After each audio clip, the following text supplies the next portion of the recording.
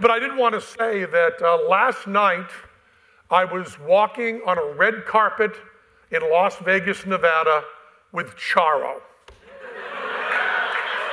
Tonight, I'm interviewing Richard Dawkins.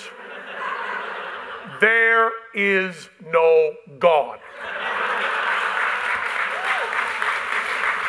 We have proof right there. Now, I was told that Ted was going to introduce Richard, and so I was waiting for that to come up. I don't think I need to. I mean, is there anybody here who doesn't know who this guy is?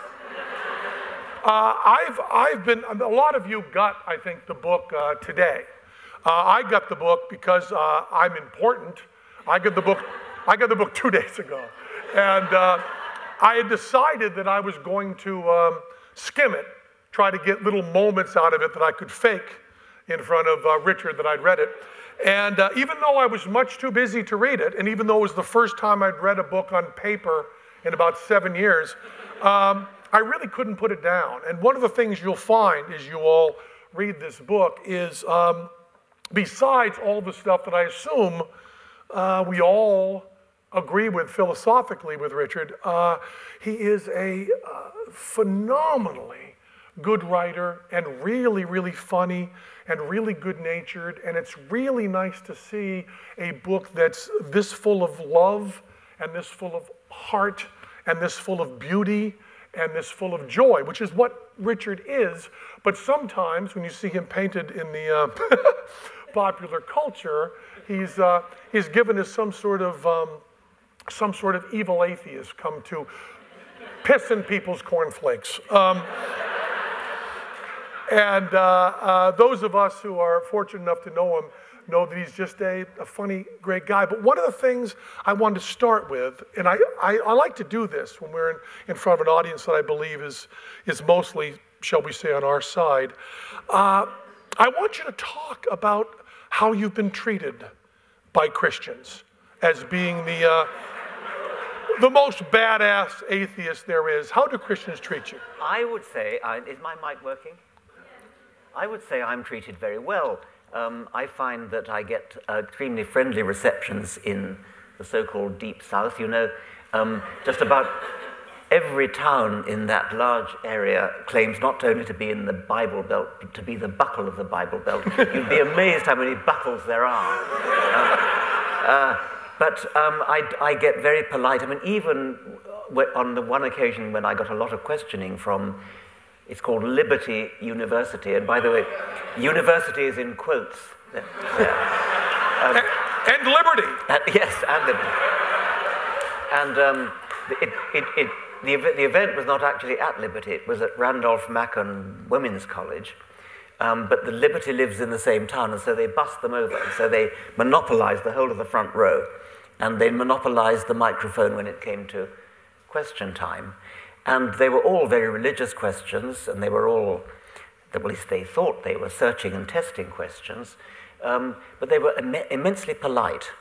And that's a very striking feature. It's something that our own people don't necessarily share.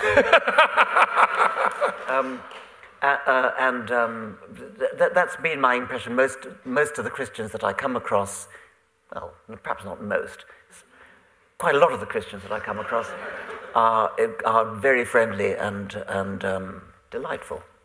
It's remarkable how many religious people think that atheists were driven away from the church by the unkind acts of those that are religious and want to apologize for them.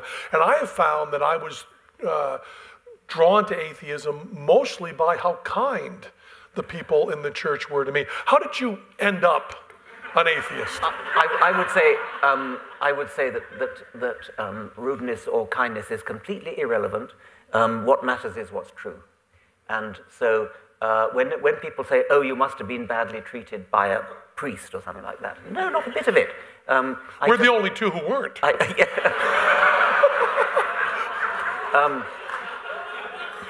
It wouldn't matter. I mean, it's nothing to do with it. What matters is what's true. What matters is the argument. And that's wholly what convinced me. And when did that happen? About 15 or 16. Is there a story behind that? Or Not much of a one. I mean, I suppose a bit earlier than that, I realized, which is a very important fact, that there are lots of different religions. They can't all be right. And it's just an accident of birth that you happen to be brought up in one particular religion rather than another. And that ought to shake any religious person. I mean, any religious person ought to reflect, do I have the religion that I have simply because of where I was born? Or have I thought it out? So I got that at the age of about 9.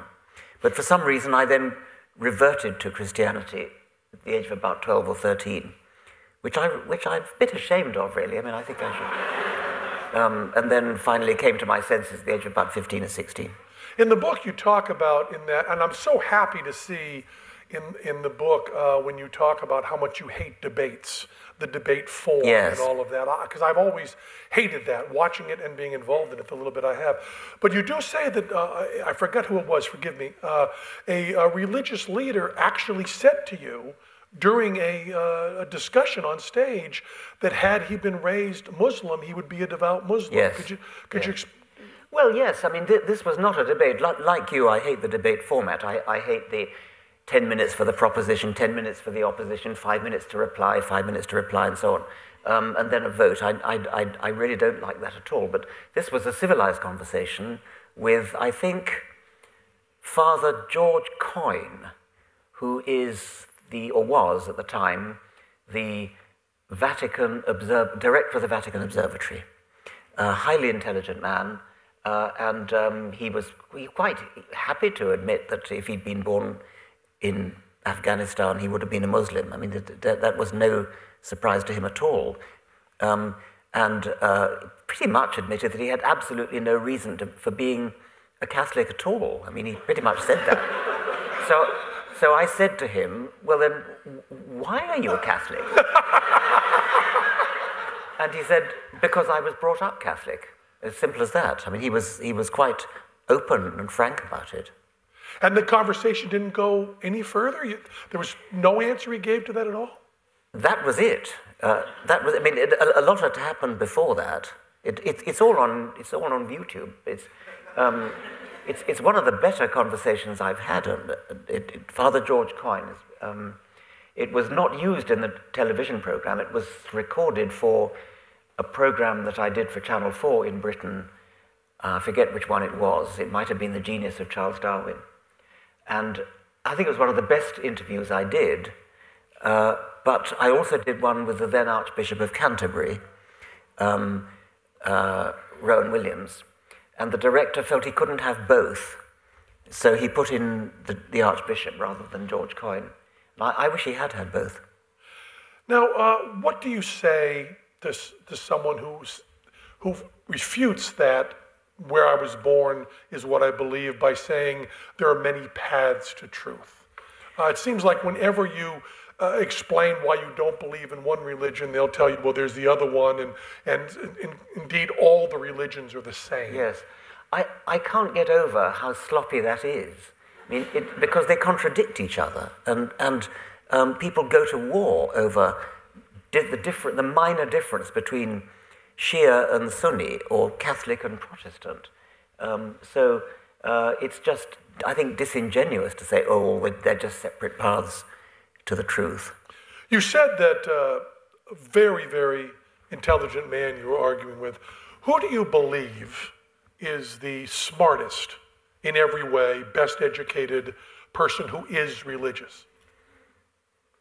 Well, George Coyne would be a good candidate, and actually so would Rowan Williams, the Archbishop, the late Archbishop of Canterbury. No, he's not late, he's the recent Archbishop of Canterbury. He had the rather endearing habit of being so intelligent, in the literal sense of intellego, I understand, that he would finish your sentences for you, even though the finishing of the sentence completely destroyed his argument.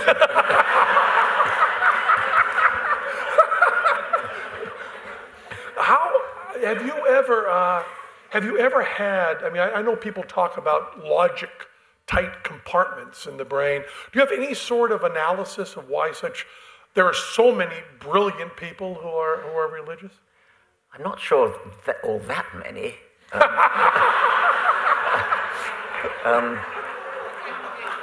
Well, in some cases, you need to ask them very closely what it is they believe. Because, I mean, many people, for example, think that Einstein, who must be one of the most intelligent people who's ever lived, was religious, and of course he wasn't. But you'd think he was from listening to the language that he used, because he liked using the word God, he liked trotting out the word God, when all he meant was something like that which we don't understand, the deep problems of existence, which we are still struggling to grasp. So when Einstein said something like, what I really want to know is, did God have a choice in designing the universe? What he meant was, is there more than one way for a universe to be, or is there only one possible universe? Is the only way for a universe to be the way that it actually is? But he chose to use God language, to the great glee of religious people who think that that shows that he was religious, and he wasn't. Similarly, when he said God doesn't play, or he said he doesn't play dice, meaning God, he meant he didn't believe in Heisenberg's indeterminacy principle. It didn't mean he believed in God. And he also wrote very specifically that he didn't later. He did. And Stephen Hawking used to do that and then stopped. Is that right? He did exactly the same. I mean, the last words of A Brief History of Time are, "For then we should know the mind of God." Mm-hmm. Again, he was using it as a way of saying, for then we should know everything. For then we should know how the universe came to be. And people thought Hawking was was religious. So when Hawking finally announced that he was an atheist, they thought it was news. Yeah, I heard you give a lecture on the damage that's done by that kind of personification of the unknown. Yes. And in this book, you talk a little bit, and this is something that I have a lot of trouble with. So maybe this is remedial stuff for you. But the very idea of anthropomorphizing and personifying, whether it's the unknown as God, or whether it's the wasps you're talking about, or whether it's even the description of selfish Gene. Yes. You've wrestled with that a lot, and it's a thing that really troubles me. But you're right. I mean, in a way, I suppose I should reproach myself in the same ways I reproach Einstein. He used God to personify the laws of physics. If you talk about a selfish gene, then people know that genes are just DNA. And so surely nobody is fool enough to think that genes actually are selfish in the sense of, and I thought, well, nobody could possibly be that idiotic. But I didn't allow for certain philosophers who thought they were making a point when they said genes cannot be selfish any more than, a ridiculous thing. Now,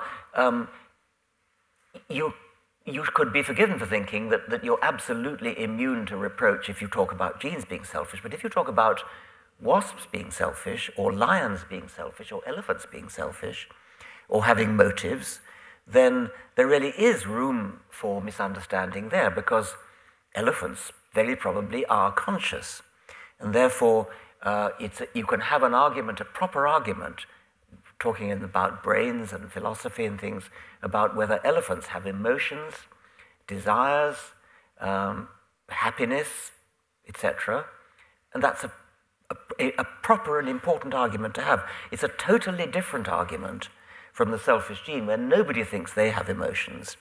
Obviously, that has to be a metaphor. But far be it from me to argue, but I'm not just saying that someone could misappropriate that argument, but I'm also saying that this visceral understanding of evolution, which you've been studying it your whole life, and that's your life. But for those of us who are lay people, it's very, very difficult. And it seems like the idea of personification is a shortcut that short-circuits my understanding. Yes.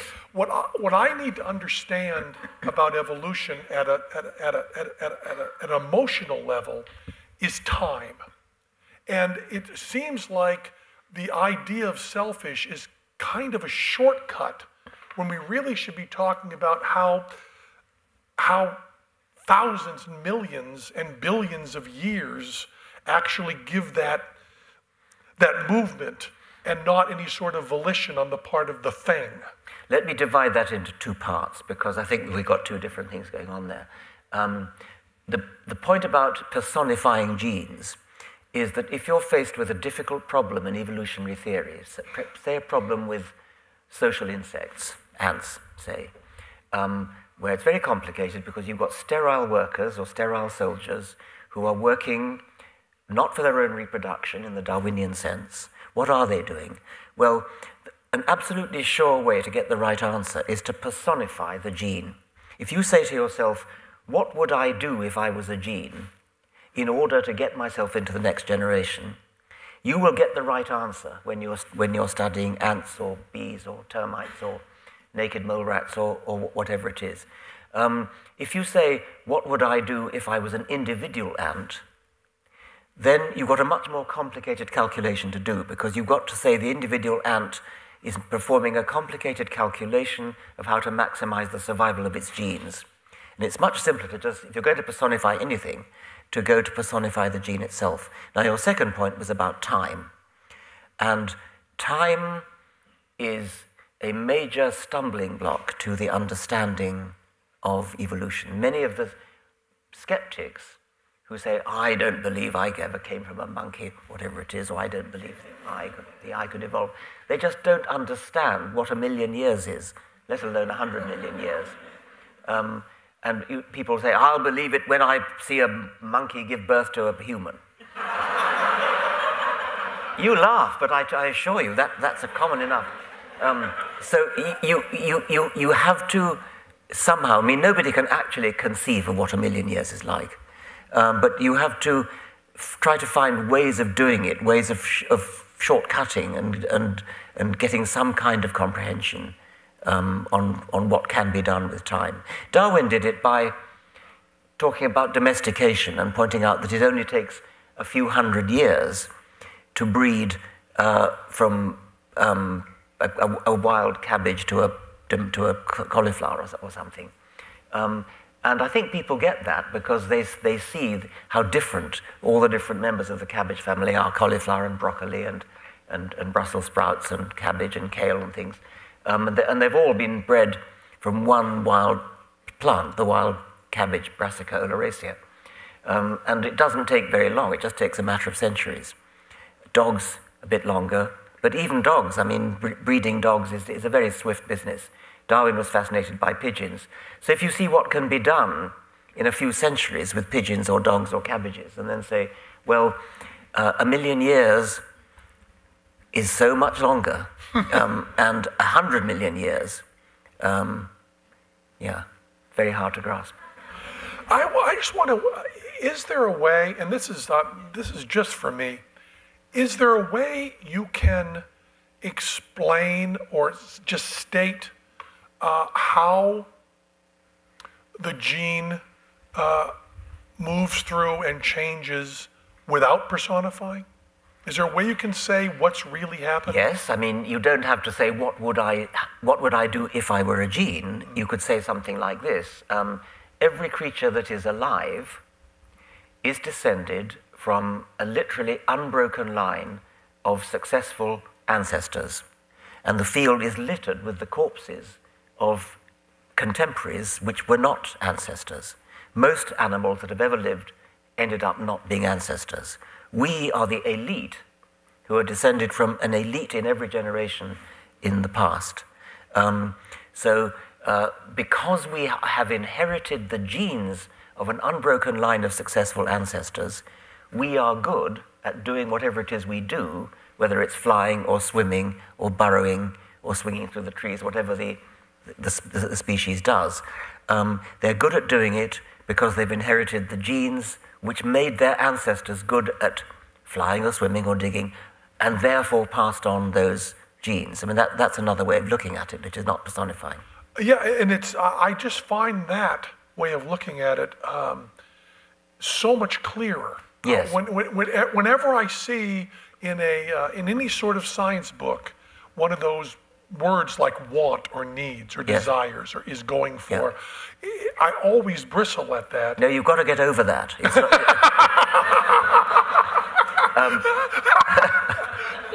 because sometimes it really is a good way to get the right answer. Social insects is a very good example. Well, speaking of the wasps, it's I find it so interesting that when you want to use the counterexample of a benevolent God, they use the example. I guess you said Darwin. You just said, I don't want to act like I knew this. You said this backstage.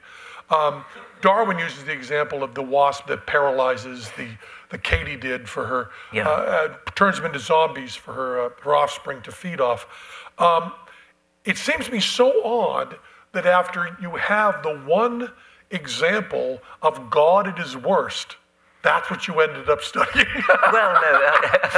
Okay. Was that a conscious choice? Well, Penn is referring to a chapter in the book, which is about the work that I did jointly with Jane Brockman on digger wasps. And what these wasps do is they sting a katydid, a longhorn grasshopper, and take it back to the burrow and lay their egg on it, and the larvae feed on the still alive but paralyzed body of the katydid. Sexy. Now, this was discovered by Fabre in Darwin's own time, the great French entomologist. And Fabre actually described that a different species of wasp, which hunts caterpillars, systematically sticks its sting into the ganglia. A caterpillar in any insect has a line of ganglia, a chain of ganglia going down the whole of the front. And so what this wasp does, according to Fabre, is sting each of these ganglia in turn. And what this does is to paralyze the insect, paralyze the caterpillar or the katydid, but not kill it. So the advantage of that is that when the larva feeds on the inside of the insect, the meat is fresh. So it's a way of preserving it.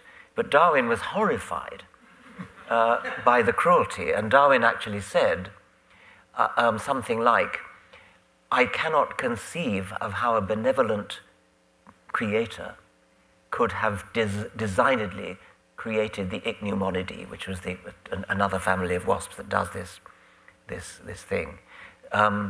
Darwin was, I'm not sure if that was what finally dealt the death blow to Darwin's religious faith. It probably wasn't, but he certainly was horrified by it and felt that it was not compatible with the idea of a benevolent God. What horrified Darwin fascinated Richard Dawkins. It horrifies me too. I'm horrified not just by that, but by natural selection, the process that gives rise to all of us, to every creature, the beauty of a hunting cheetah, of a stooping falcon. This has all come about through an enormous string of deaths, violent, gruesome deaths. The sheer amount of misery that goes on in the natural world, which is not just incidental but integral to the process of natural selection, which gives rise to all of life, including the beauty and the elegance of life. It's a deeply, deeply cruel process. Speaking of the beauty and elegance of life, and you have your book there to read, for the Doctor Who fans, you should probably tell us how you met your wife. It's a wonderful part of the book. Right, okay. This was 1992, when Douglas Adams reached his 40th birthday. Thank you. And his party was memorable for a particular reason. It was there that he introduced me to the actress Lalla Ward, whom he had known from the days when Doctor Who was at its wittiest, because he was the script editor, and she and Tom Baker gave added value to the wit by their inventively ironic playing of the two leading roles. At the birthday party, Lalla was talking to Stephen Fry, when Douglas led me over and introduced us. Both Douglas and Stephen being absurdly taller than Lalla and me, about as tall as Penn, actually. It was natural that she and I should find ourselves facing each other under a Gothic arch formed by Douglas and Stephen, as they exchanged lofty witticisms high above us. Through the archway, I shyly offered to refill Lalla's glass, and when I returned, we rapidly reached agreement that the party was too noisy for conversation. I suppose by any faint chance it wouldn't just possibly be a good idea to go out for a quick meal and, of course, return later. We discreetly slipped away and found an Afghan restaurant off the Marylebone Road. That Lalla had read The Selfish Gene and watched my Christmas lectures was gratifying. That she had read The Extended Phenotype and Darwin as well was too good to be borne. I subsequently discovered that, in addition to Doctor Who's companion, she had played a beautiful Ophelia to Derek Jacobi's Hamlet in the BBC TV production, and was also a talented and versatile artist, published author, and book illustrator. As I said, too good to be born. We didn't return to the party.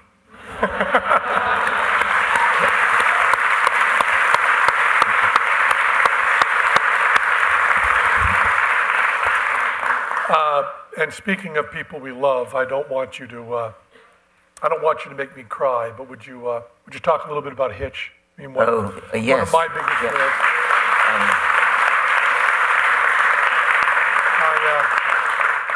Wow, do I miss him? Yes, me too. Well, I was not one of his oldest friends. I was not one of the circle of Martin Amis and Ian McEwan and Salman Rushdie. I only met him after we published our God books. And I met him on a London stage where we were taking part in one of those debates which I hate so much. It was a treat to have him on the same side. I mean, I think I once said, if you are invited to have a debate against Christopher Hitchens, decline. What I would do is, I did a lot of television shows with Hitch, where we'd be on these pundit news shows. Yes. When I found out Hitch was on, I would plan on guessing what he was going to say, and no matter, even if I was booked on the show to be on the opposite side, I would find something I agreed with him on, yes, and just lean on that all the time. Because I knew if you would be on the other side from Hitch, you just lose. Well, he was a superb orator. He had a splendid voice, which he used to perfection. His timing was perfect. His erudition, his wit, his knowledge, his sincerity, the fact that he was fearless, and it didn't matter who he was up against. He would always never back down if he believed in something, and he, physically courageous. I mean, he went to the most dangerous places on earth, and fought for what he believed in. I miss him hugely, as you do. Do you want to read it? Well, I'm not sure. Have I got something here? Yes. You have something there. I saw you mark it off. Well, somebody else. That's why I segued into it, like a morning DJ. I didn't mark it. Somebody else did. I'm not sure which. I'll just vamp like a morning DJ. Yeah. Let's go to Lucy in the Sky with Traffic. I'm not sure I can find it. It was marked by somebody else, and I don't have. It was. It's one of the white ones. That's the yes. picture of it, and it's at the bottom of the right-hand side of a page. I'm going to have to look up in the index then. Keep talking among yourselves. Okay. So, how about that Pope, huh? We finally got a really good Pope, you know? He's smart, he's kind, the Catholic Church is coming around. It just fills me all with fuzzy wonder how wonderful that guy is. I'm even starting to dig his hat. Actually, you know, the bit that's been marked, I've more or less said. Okay, so I think let's not. Okay, sure, yeah. sure. We'll skip over that. Well, there's a Richard Leakey part there. Yeah. We'll go right to that. We'll skip over. Oh no, you were not going to talk about. You didn't talk about you have a confession in the book that I thought was really important about your false memory. Oh, yes. Well, I can do that. Kids. Well, actually, that does. So I could read that. And I found that fascinating because we get, I guess everybody here probably knows how unreliable eyewitness testimony is. But I've had many examples because, being wrong about everything. But I did not expect Richard Dawkins to fuck up at this level. And I think he should read about how he did that, because that would please me. Let's level the playing field. Let's do that, okay. I first met him at a debate in London in March 2007 at Central Hall, Westminster, a large venue holding more than 2,000 people. Christopher and I were teamed with A.C. Grayling, one of my favourite philosophers, to propose the motion we'd be better off without religion. It was the promised participation of these two admired colleagues that tempted me to relax my normal objection to formal debates. On the other side were an anthropologist, Nigel Spivey, Roger Scruton, a philosopher, and Rabbi Julian Neuberger. What I chiefly remember from the debate is a splendid "How dare you! How dare you!" from Christopher. But it was a false memory on my part, which I should document because false memories need to be more widely known, and because I once recounted this false memory in a public speech in Melbourne, eulogizing Christopher after his death. I was convinced I remembered Christopher's "How dare you!" as an intervention during Rabbi Neuberger's speech. It wasn't. The videotape clearly shows that it was in response to a questioner from the audience who claimed, because he tried to be a good person, to be religious. He claimed because he was a good person that he must be religious, although he didn't believe in God. Christopher did intervene during Julian Neuberger's speech, but it was to say something quite different, not clearly audible on the video because his microphone wasn't switched on, but definitely not "How dare you!" False memories are real, interesting, and disturbing. I hope the evidence is taught to law students and all those involved in the use of evidence from witnesses, but I fear it is not. Eyewitness evidence is far less reliable than many people think, including jury members. Witnesses in court don't only lie, they are honestly self-deceived. I was first convinced of this when I had the pleasure of meeting Elizabeth Loftus, a brave and personable American psychologist who frequently testifies on behalf of people wrongly accused, for example, of child molestation. In some of the cases she has dealt with, the problem is exacerbated by unscrupulous practitioners deliberately implanting false memories in witnesses, something Elizabeth persuaded me is disquietingly easy to do, especially in children. Nobody went out of their way to implant my false memory about Christopher's intervention. My own brain did it all by itself, subconsciously conflating two real memories. As it happens, Elizabeth Loftus is in the audience as my guest. But I'd like to add,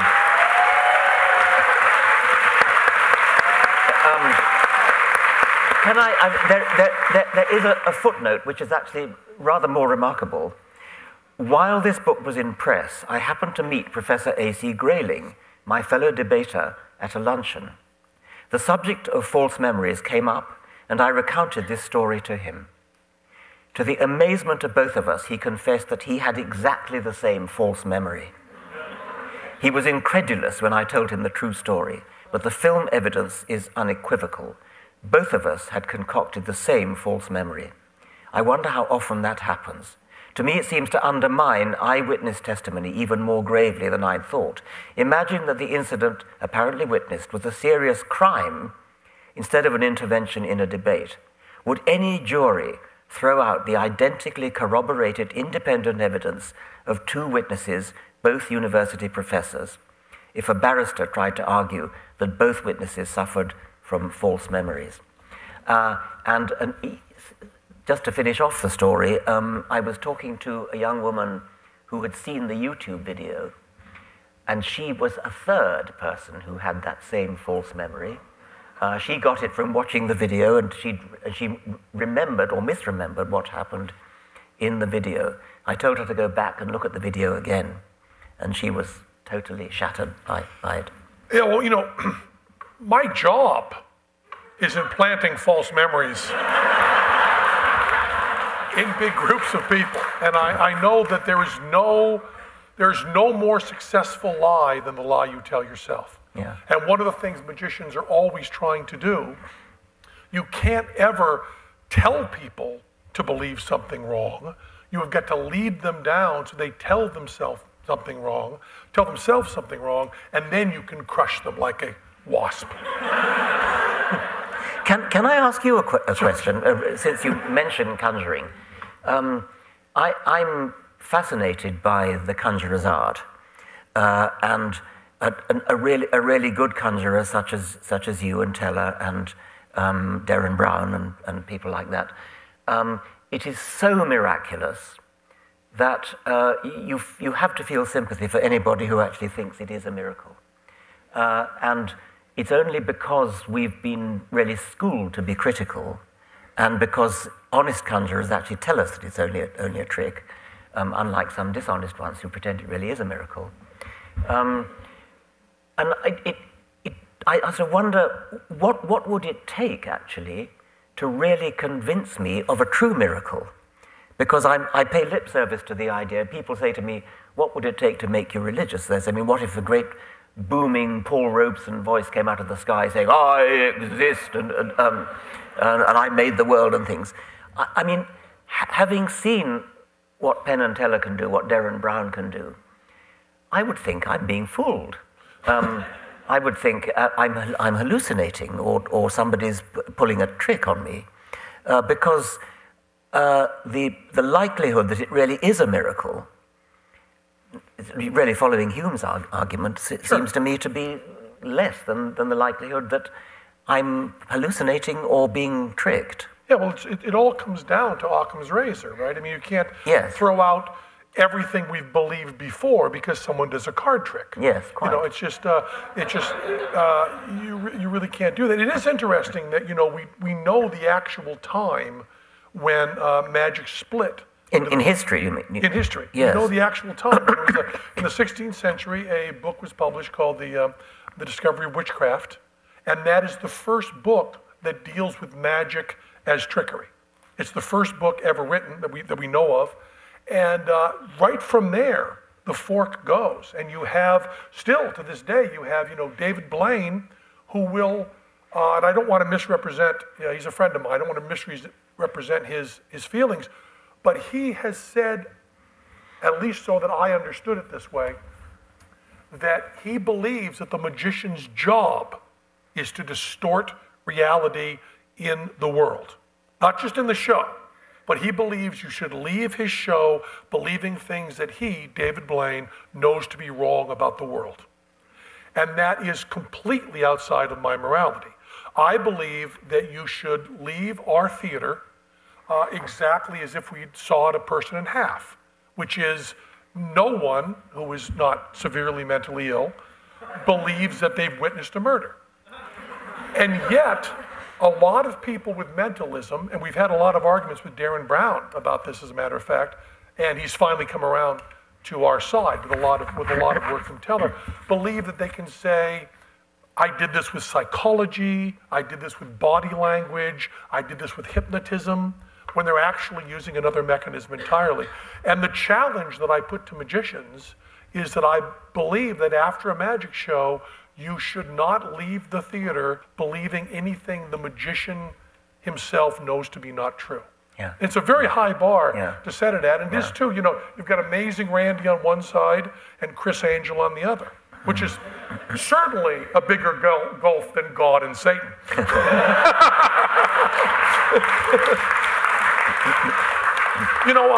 I asked you this question once before, and I just want to ask you again. You made this choice in your life to be an outspoken, a public atheist, and that took a lot of your time. Talk a little bit about your balancing of your strictly academic scientific career and your kind of public quest for truth on the religion. I think of them as all of a piece, really. I mean, I am passionate about truth, and I hate deception, but I also hate sloppy obscurantism So it doesn't help, of course, that my own particular field of science, of evolutionary biology, is in the front line of the battle against a religious obscurantism. So I don't see the God delusion as that distinct, actually, from my other books. If you're asking me, do I regret having not pursued a career as a research scientist? I'm delighted that other people do that. I think it's immensely important. But I think that I'm probably better employed communicating in books than doing the sort of research that other people are much better at doing than I would be.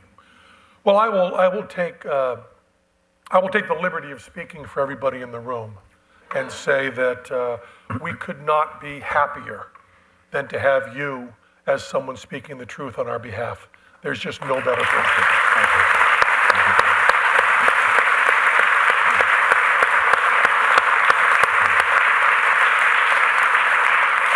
You are the best of us.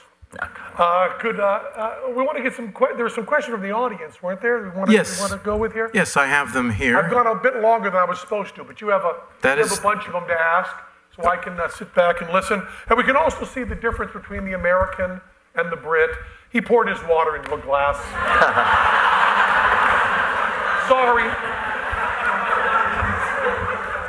Right out of the bottle, plastic. That's American. That's Brit. Sorry, I didn't represent you better. Hit it. Okay, Richard, do you believe religion serves any useful purpose at all? No.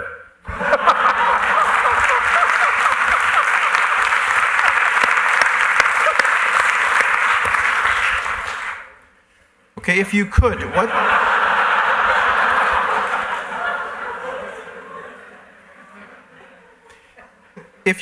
what species from the entire history of life on Earth would you like to resurrect in order to study? Okay. I'm not sure you'd call it a species, but I think maybe the very first life form that started the whole thing off, because that is a big, big mystery which we may never solve because conditions are so different from when it happened. And I would like to know what actually did happen. That's one possibility. Maybe another possibility would be the first pre-human that spoke a language. I would love to see what language looked like when it was just beginning, because we're told, linguists tell us, that all human languages are equally highly sophisticated, grammatically complicated, syntactically complicated. But there must have been a time when that was just beginning. What was the first language like? I think I would love to know that. It's a thing that linguists don't talk about. There was even a law passed, not a law, a rule of the French Linguistics Association in the 19th century that you're not allowed to talk about that question because it was so intrinsically unanswerable, but I would like to see it answered. Rock! That's what it was. Okay, Neil Walker asks, what is your favorite example of unintelligent design in evolution? I suppose it would be the laryngeal nerve, the recurrent laryngeal nerve, which I've seen dissected and assisted in dissecting in a giraffe. And the point of that story will become apparent. This is a nerve, it's a branch of one of the cranial nerves, so it starts in the brain, and its end organ is the larynx, the voice box. And so you would think it would go from the brain to the larynx. Well, it kind of does, but first it goes down into the chest, loops its way around one of the big arteries in the chest, leaving the heart, and then goes back up to the larynx. In a giraffe, that is a detour of many yards. It is clearly unintelligent design of a high order. And it has a perfectly good historical explanation. In our fish ancestors, the shortest route of that particular nerve, the homologue of that particular nerve, to the homologue of its now end organ, which was part of the gills, was indeed south of the artery concerned. Then, when in evolution the mammal neck started to elongate, fish don't have a neck, when in evolution the mammal neck started to elongate, the mutation needed to jump that nerve over the artery would have been a big mutation which would have been, I'm guessing, disruptive to the embryological process. The marginal cost of a 1 millimeter at a time elongation of the detour was slight compared to the extremely large cost of redesigning it. A human designer, an intelligent designer, goes back to the drawing board, throws away the old design and starts afresh. Evolution can't do that. It's got to go step by step by step by step, and so you get historical examples of bad design like this, which are easily explicable the moment you think historically. And there are lots of other examples, but that's a particularly spectacular one because of the giraffe and because I was so thrilled to take part in this dissection of this nerve in a giraffe, which was unfortunately killed. It's only ever been dissected twice. First by Richard Owen in the 19th century, Darwin's great adversary, and then in whenever it was a couple of years ago in London. Travis asks, what does it mean to have a sense of wonder? Describe either a personal achievement in your career or the purpose of wonder as an acquired trait through evolution. Well, most of my books, I suppose, have been trying to evoke that sense, and I follow masters such as Carl Sagan in that.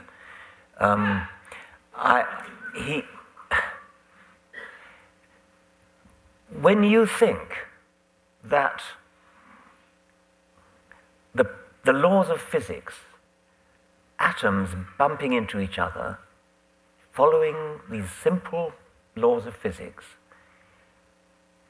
filtered through the remarkable process that Darwin discovered of natural selection, has arranged matter into great machines like us, and like kangaroos, and like lions, and like oak trees, which have an overwhelming illusion of having been designed for a purpose. I'm not surprised that people in history thought that. These are exquisite machines, despite the mistakes like the recurrent laryngeal. They're excellent, they're exquisite machines, highly complicated. In the case of ourselves, having evolved brains of such complexity that we are able to understand the process that gave rise to us. This may have happened only on this planet, or it may have happened in many planets around the universe. Either way, I don't understand how anybody could ever be bored of the process of living. What an amazing privilege it is to be here and to be living in a generation at a time when we are capable of understanding how we got here, the nature of the universe in which we find ourselves. What more could you want? We're going to die, but goodness, what a privilege it is to understand before we die how we were ever born in the first place.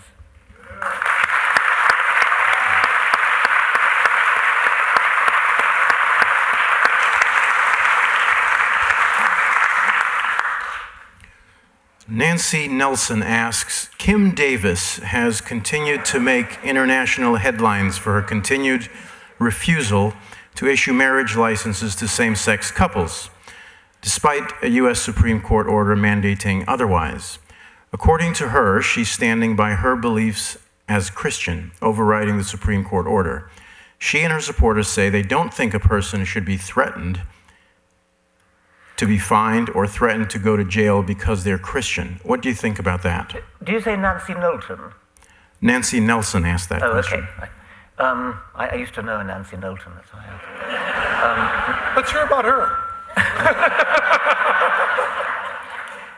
Okay, I think I'm absolutely gobsmacked that anybody could seek to impose their own religious beliefs on others. It's one thing to be privately Christian.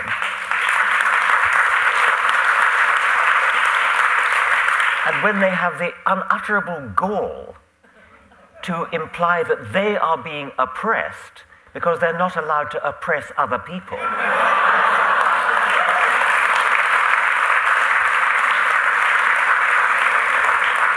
She had a job to do, she has a job for which she was paid, and if she doesn't want to do the job for which she's paid, she should resign.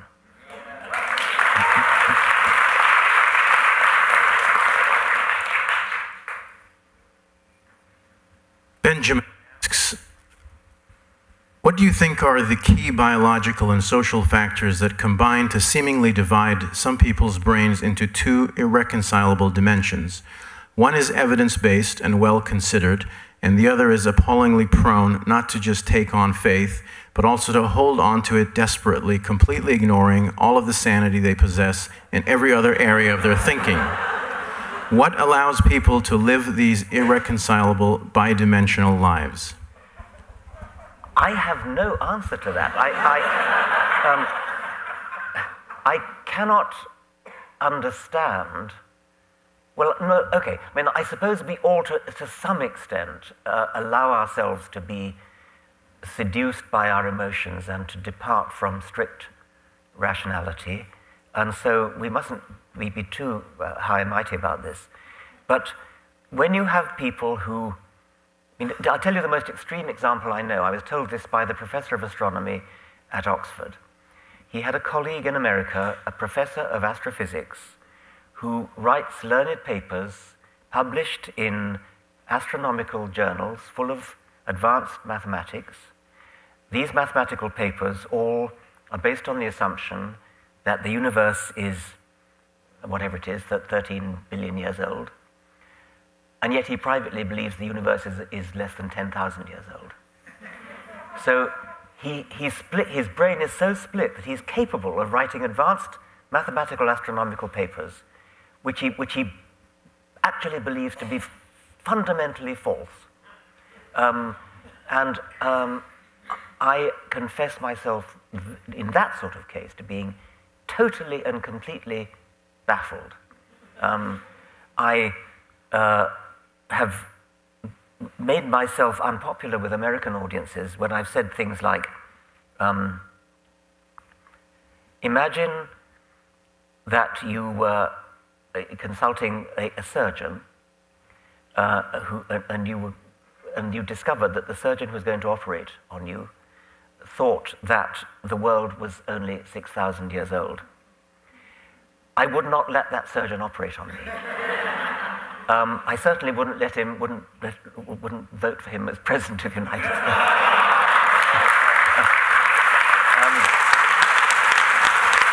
But I get a lot of stick for saying that because people, well, it's his private beliefs. What's that got to do with his skill as a surgeon? And I can kind of see that. I mean, he clearly is a very good surgeon. But anybody whose view of reality is so cockeyed that he thinks the world is 6,000 years old, even if he knows how to wield a scalpel, I just wouldn't consult him. I just wouldn't. But I got very unpopular for that because in America, your religious belief is private and your own, and you're not allowed to criticize it because it's your own faith. Okay, I won't criticize it, but I'm not going to let him operate on me.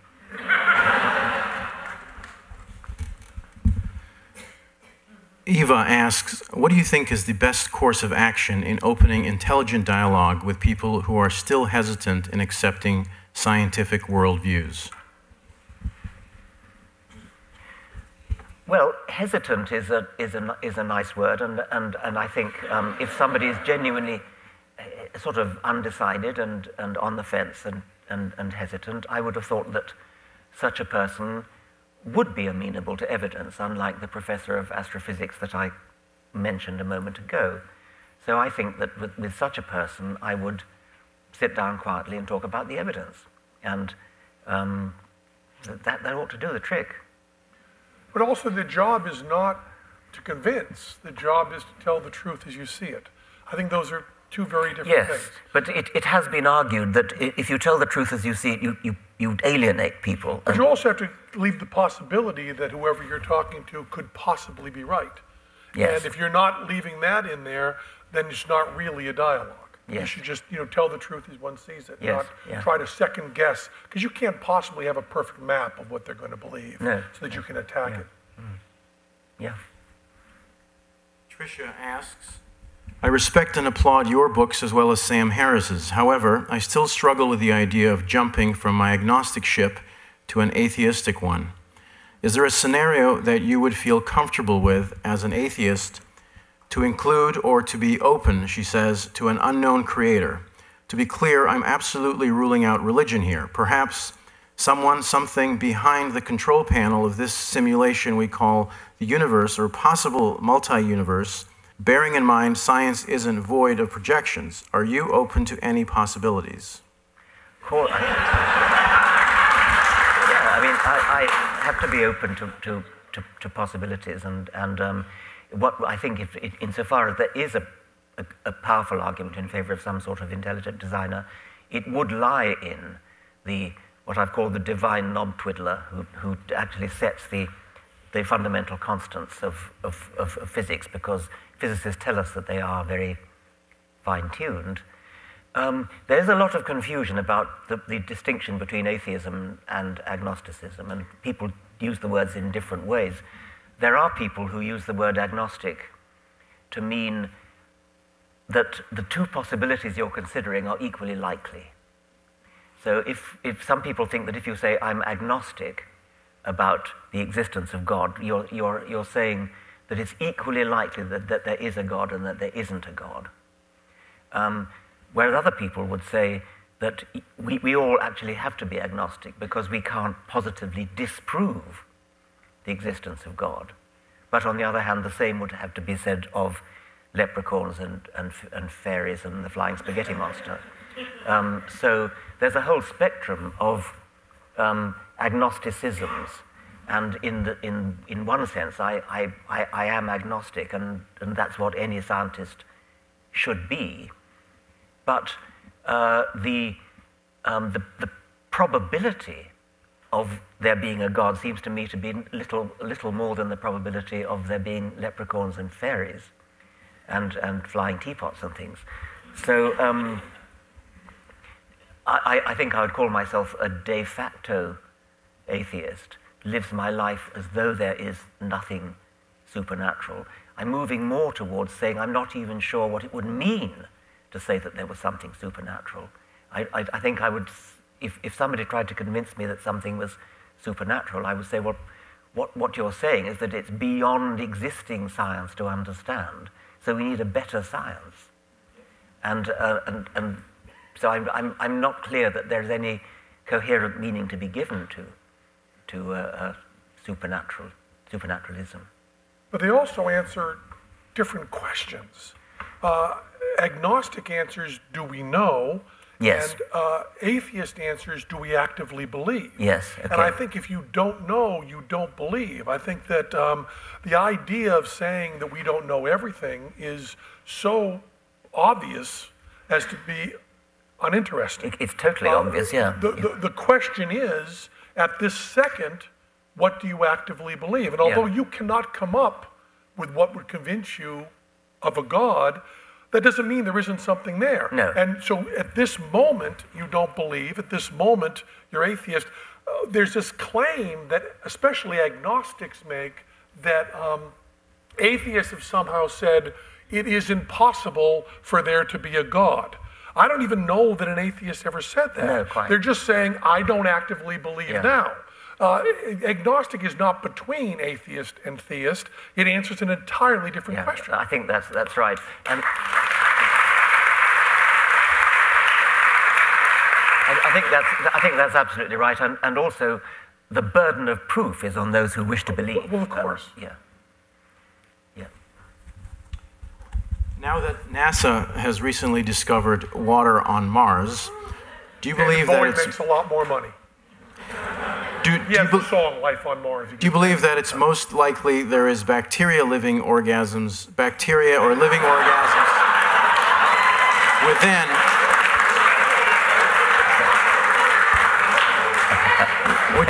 Would you think that people would have a different perspective on how living began here on Earth? And/or what is your intake on how this may change our understanding of our origin? I have to confess I would be hugely surprised if there's any kind of life on Mars. I can see why NASA would wish to play up the possibility, because they have to get their funding. I think that the argument for life, extraterrestrial life, rests upon the statistical argument of the huge numbers of worlds that there are available. We now know that most stars have planets, and the number of stars is terrific. It's sort of 10 to the 22, I think, is the current estimate. And that's a gigantic number. And so even if there are as few as 1 billion life forms dotted around the universe, and that really would be very, very few indeed when you set that against 10 to the 22, I suspect that life on Mars would be too hopeful. It would be wonderful. I mean, I would love it if they discovered life on Mars. But I'm not that hopeful. Seems to be an unprecedented and disturbing trend towards giving equal weight to unqualified opinions and anecdotal evidence over that of expertise and scientific fact. This is occurring despite the increased access to information that literally exists at everyone's fingertips. As we move towards a more secular and technologically advanced society, this should not be occurring, Vincent says. In fact, adherence to religious dogma continues to decline. However, irrationality and a disregard for facts continues to spread. Why do you think this is happening? I think it's true that there's a rather pernicious tendency for people to say all opinions are equally valid. Everybody's entitled to their opinion, and you've got to respect it. No, you haven't.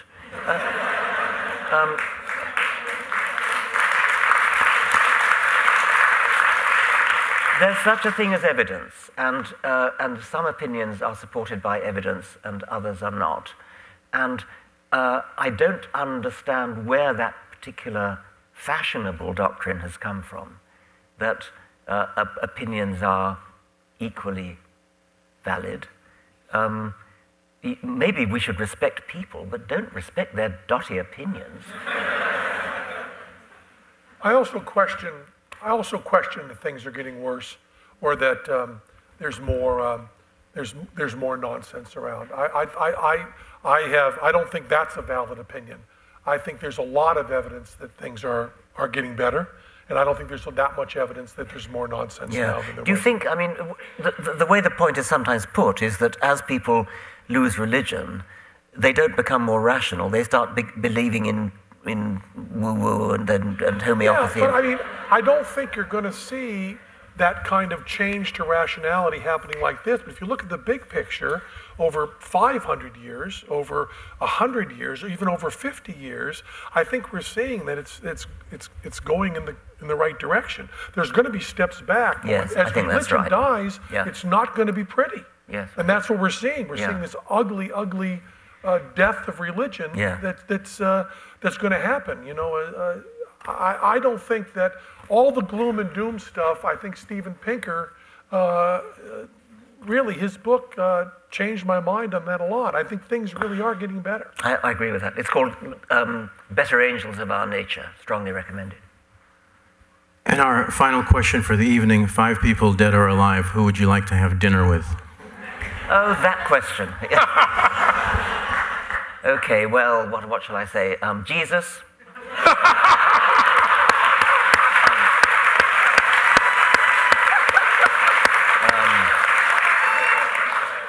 Shakespeare. Darwin. So that's 3. Lucy. No? Yes. Hendrix.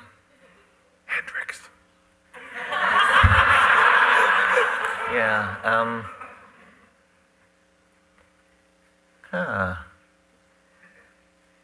I think somebody from Babylon or ancient Egypt or something like that. I can't name names, but I'm fascinated by going back to that sort of historic time. We'll try to arrange that. Thank you very much, Penn. Thank you, Dr. Dawkins.